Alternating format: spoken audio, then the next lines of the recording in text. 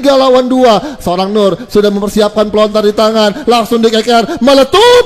Balon hijau, hatiku sangat kacau. Dan Putra agak sedikit kena mental sedikit, tapi pada akhirnya masih ada lagi pelontar mengenai pemain dari Zoom. Tersisa 1 orang. Mereka coba dominasi, tapi kita harus perhatikan di sini ada Void 69 Esports yang akan membayang-bayangi mereka, dan bahkan tembakannya pun sudah mulai dibuka di arah Clock Tower, dan bahkan sudah ada pertukaran tembakan, dan akhirnya seorang Uwai berhasil menjatuhkan seorang Syro dari tim CSGO Boba, dan Fung akan mencoba untuk menjaga ketat temannya yang akan bisa di ending terlebih dahulu ke arah lobby. Tapi sementara itu Fung akan menjadi next target, dan pada akhirnya masih ada 1 buah tembok yang melindungi seorang Fung untuk bisa kembali melakukan tembakan ke arah seorang Uwa yang sudah terkikis darahnya, tapi masih bisa untuk selamat. Yes, masih bisa untuk selamat, tapi kali ini kita bisa melihat Uwai akhirnya langsung secure 1 kill point. Dan kali ini sepertinya udah diunggulkan dengan 2 poin eliminasi yang sudah dikumpulkan oleh anak-anak First Rider. Yang dimana kalau gue perhatikan nih ada yang unik juga di Bang Ever. Apa tuh? Kita berbicara tidak anak-anak First Rider dulu, tapi ini dia ada anak-anak Ina. Ada anak-anak Ina yang dimana sebenarnya ini bisa gue bilang arah RQ-nya berarti nggak ada ya. Arah RQ Kazu digantikan oleh anak-anak Ina kah? But it's okay, nggak apa-apa, karena di sisi lain Inanur kali ini berhasil untuk mendapatkan 1 kill poinnya bahkan, dan kali ini Rans easy peasy bakal confirm juga ada 1 kill yang sudah dia dapati. Dan kali ini Ajik hati-hati harus diulur dulu karena ada cari booster yang langsung ditahan, tapi untungnya masih ada but it's okay, easy peasy berhasil untuk memenangkan clash-nya dan langsung di secure 1 kill point ya harusnya. Mantap sekali, easy peasy masih cukup tenang untuk mendapatkan 1 pemain dari Aura Ignis, dan bahkan easy peasy pun ditukar oleh 1 pemain Aura yang berhasil di take down. Dan inilah dia 3 on 3 terjadi dari plantation di mana seorang Kenzie, dan juga kalau kita lihat dari pihak Rans sudah ada Iki dan juga Rose yang akan membackstep, dan bahkan sudah ada Chrono yang diaktifkan, tapi masih mampu untuk diimbangi permainan dari Rans Esports. Sementara itu dari seorang Amek bakal coba untuk melakukan spray down, tapi pada akhirnya Rama akan mencoba untuk membackstep dari sebelah kanan, dan pada akhirnya Aura Ignis sangat disayangkan sekali untuk di match pertama hari keempat DGWB Free Fire season ke-14 harus tusun di peringkat ke-10, dan bahkan tadi juga ada 1 tim lagi yang menyusul tim Aura Ignis untuk menuju ke arah lobby dan menyaksikan 8 tim yang tersisa untuk bermain hari ini. Wah, ini sayang banget ya untuk anak-anak dari Aura Ignis yang lagi-lagi harus tertusunkan. Mana tahu kalau gua rasa dengan adanya posisi yang dia sudah turun banget dari leaderboard di posisi ke-3 sampai ke-7 itu sudah sangat-sangat jauh, ditambah untuk opening hari ini yang dimana kita hari ini tuh babak penentuan. Untuk di round pertama mereka aja sudah harus tertusunkan. Tapi memang posisinya tidak bisa disalahkan banget untuk anak-anak Aura Ignis. Kenapa? Karena untuk garis pesawatnya tadi sangat-sangat tidak adil. Betul. Dan ditambah kalau kita tahu drop zone dari Aura Ignis sendiri tuh berada di area mil untuk di Bermudanya. Dan tadi dengan adanya posisi garis pesawat yang memang sangat-sangat tidak adil, dan dimana anak-anak Aura Ignis pun juga tidak bisa langsung ke arah drop zone yang mereka mau, hasil harus bertemu dengan anak-anak dari Rans Easy Peasy dan kawan-kawan yang memang notabene mereka juga turun di posisi map atas yaitu Sipia, tapi memang harus singgah dulu di area plantation, berhasil untuk bertemu. Dan bahkan anak Aura Ignis yang mungkin masih belum tahu titik dari letak lootingan yang berada di area plantation itu sangat dimenangkan oleh anak-anak Rans Esports. Tapi kali ini kalau kita perhatikan juga ternyata tadi ada Amal yang berhasil untuk nge-secure 1 kill poinnya aja, yang dimana sebenarnya anak-anak Dranix yang lumayan dapetin area mil, sekitaran daerah mil, kali ini langsung bergerak ke arah tengah Bang Eber. Oke, sudah bergerak ke arah tengah dan menemukan 1 pemain yang entah gua nggak tahu tujuannya apa, dia seorang diri di area pick lagi nyari apaan gua nggak ngerti, mungkin nyari sembako atau apa gua nggak paham ya gitu ya. Jadi ini benar-benar kayak lu udah harus dituntut untuk bermain 4 orang, tapi lu secara dari drop point lu aja itu mencar-mencar kayak kurap gitu. Jadi nggak usah terlalu greedy juga untuk looting di area-area yang memang sekiranya itu padat penduduk. Bahkan kayak area pick pun itu termasuk area yang sangat-sangat dipilih. Bahkan untuk kayak early looting itu masih wise untuk didapatkan gitu ya. Dan pada akhirnya memang Dranix sudah sampai di area pick, walaupun tadi juga sempat dimention ya kalau kita berbicara untuk tim Aura Ignis juga langganannya di area mil. Tapi gue nggak ngerti kenapa Dranix nggak bisa bertemu sama tim Aura Ignis. Kalau memang misalkan ya nih Aura Ignisnya turun di area mil, Dranixnya di Riverside, pasti kan dua arah itu akan menjadi penghubung dan itu pun pasti akan bertemu di tengah-tengah entah di patahannya ataupun di area pepohonan-pepohonan yang ada di sana gitu ya kan. Yang bikin mereka tidak bertemu karena anak-anak Dranix duluan mungkin lompat untuk dari titik pesawatnya, dan kali ini mereka mau nggak mau singgah dulu di area peak. Di area peak lalu mereka rotasi ke arah pinggiran dan sekarang sudah rotasi lagi kembali ke arah peak, yang dimana sebenarnya aura itu cenderung lebih masuk ke area plantationnya.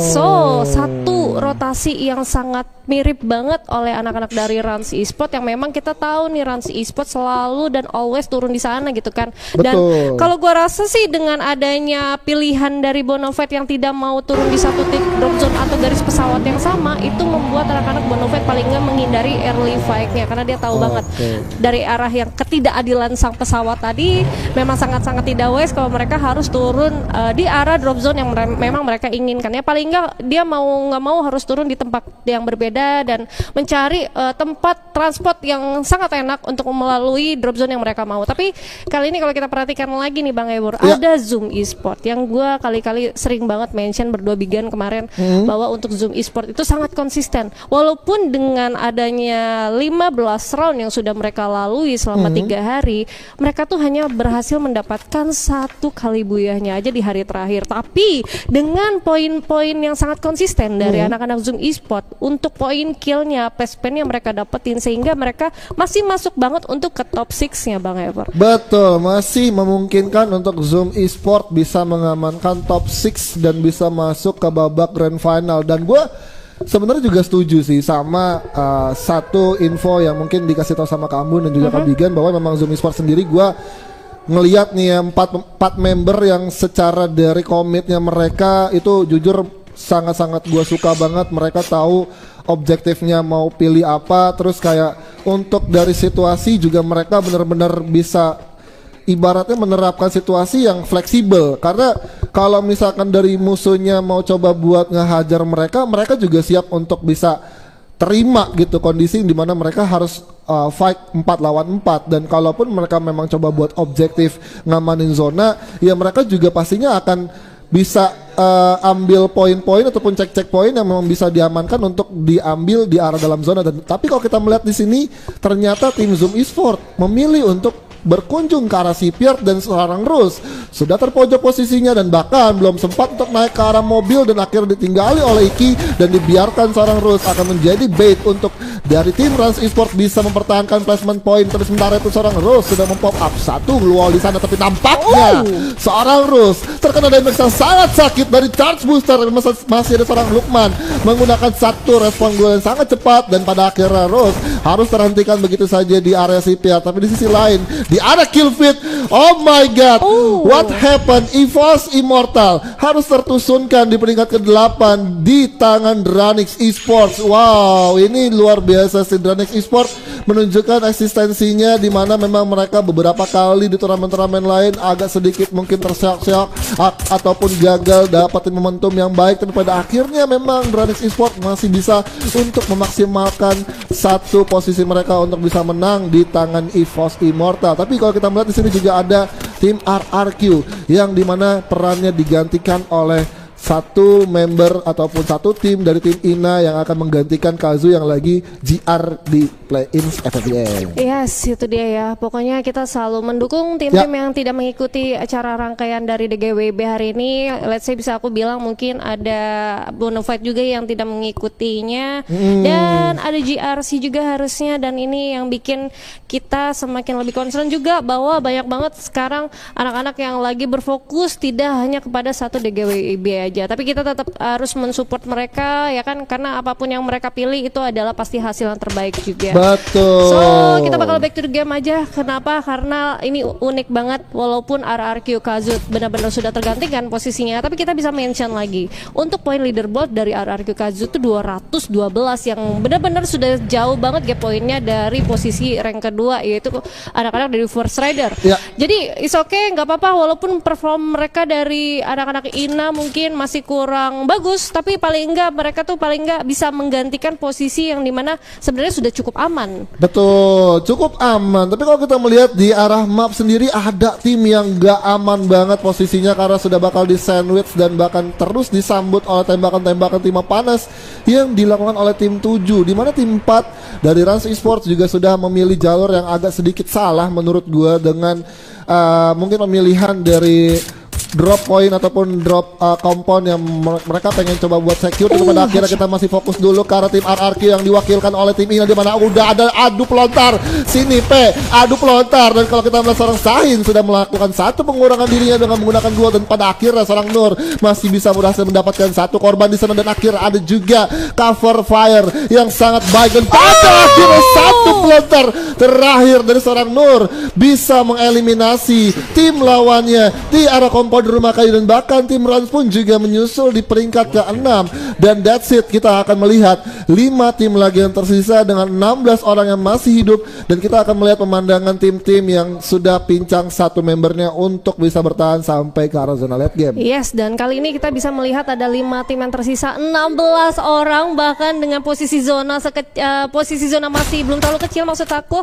Dan kali ini kita bakal ngelihat juga akankah masih banyak tim-tim yang bakal stay di luar zona, karena kalau kita perhatikan juga di area pick itu ada sekitaran 2 tim, dan ada Dranix yang sudah berbelanja memenuhi kebutuhan aja karena dia tahu untuk masuk ke dalam zona itu paling nggak harus banyak bekal banget, karena kita tahu nih di dalam zona sendiri tadi sudah ada beberapa tim yang sudah dihuni, dan ini sangat-sangat PR banget untuk Dranix dan juga tim 9 yang berada di luar sana. Tapi ternyata Voin mau gak mau langsung ditatakin gitu saja oleh Dranix Mal dengan satu sniper yang sangat mematikan. 6 kill point yang sudah disecure dari Dranix Esports, dan kali ini ada Denzo juga yang bakal menghancurkan satu UAV Light Blue dari sang lawan supaya posisi dari Dranix sendiri itu tidak kedetektan. Kali ini kalau kita ngelihat ada cinta segitiga juga yang dimana anak-anak Ina yang akhirnya sudah mengusir abis Dewa Unit dengan cukup perfect, dan kali ini sudah membagi setup yang sangat bagus banget. Ada Ina Nur yang sudah menjaga satu titik dari Vendoshinnya, dan juga ada 2 Ina yang bakal masuk ke dalam area pertahanan atau compound yang ada dari titik zona aman ya Bang Ebor. Tapi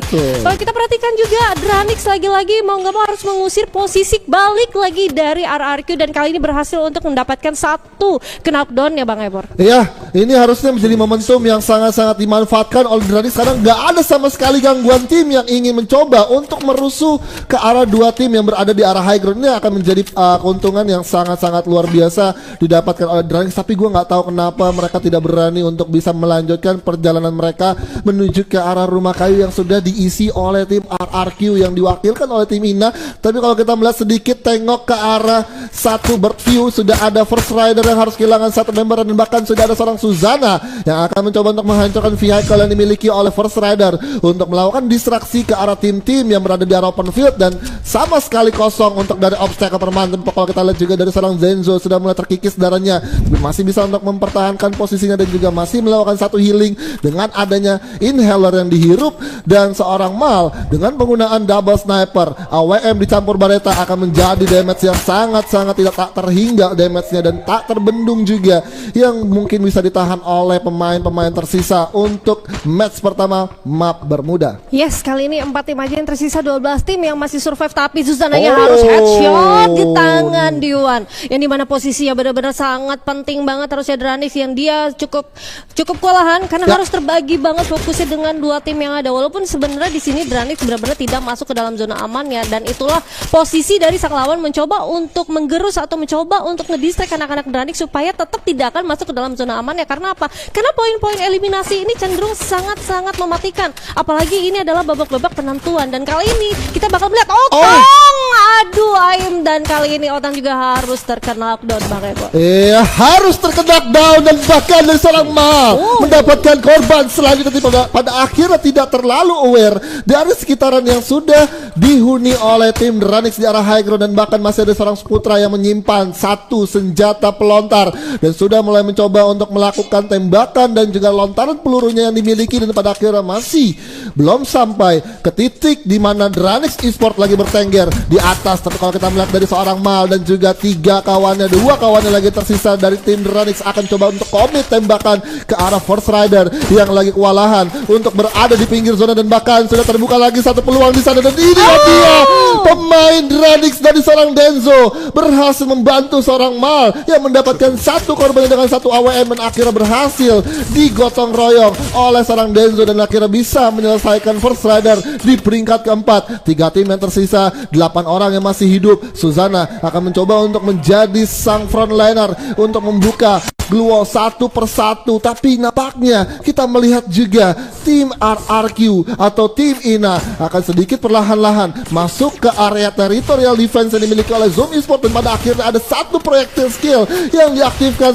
Skyler sudah melayang tapi masih belum bisa untuk menghancurkan Glue Wall. Tembakan demi tembakan sudah mulai dilakukan. Satu orang di sana, seorang Suzana sudah mulai kebingungan, sudah mulai kesulitan. Posisi Dranis terancam. Apakah ini akan menjadi satu posisi yang sangat-sangat harus diterima oleh Dranis untuk berada di peringkat ketiga? Dan sementara itu seorang Lukman sudah berhasil men-spray ke arah seorang Denzo yang ingin berlari masuk ke arah safe zone, dan Dranis dibiarkan begitu saja untuk mati di luar zona. 2 tim tersisa, 3 lawan 2. Seorang Nur sudah mempersiapkan pelontar di tangan, langsung dikeker, meletup balon hijau. Hatiku sangat kacau, dan Putra agak sedikit kena mental sedikit, tapi pada akhirnya masih ada lagi pelontar mengenai pemain dari Zoom. Tersisa 1 orang, masih berhasil untuk di revive, dan itu menutup gamenya di match pertama. Bermuda dan tim RRQ yang berhasil buyar untuk hari ini. Wow, luar biasa. Nur,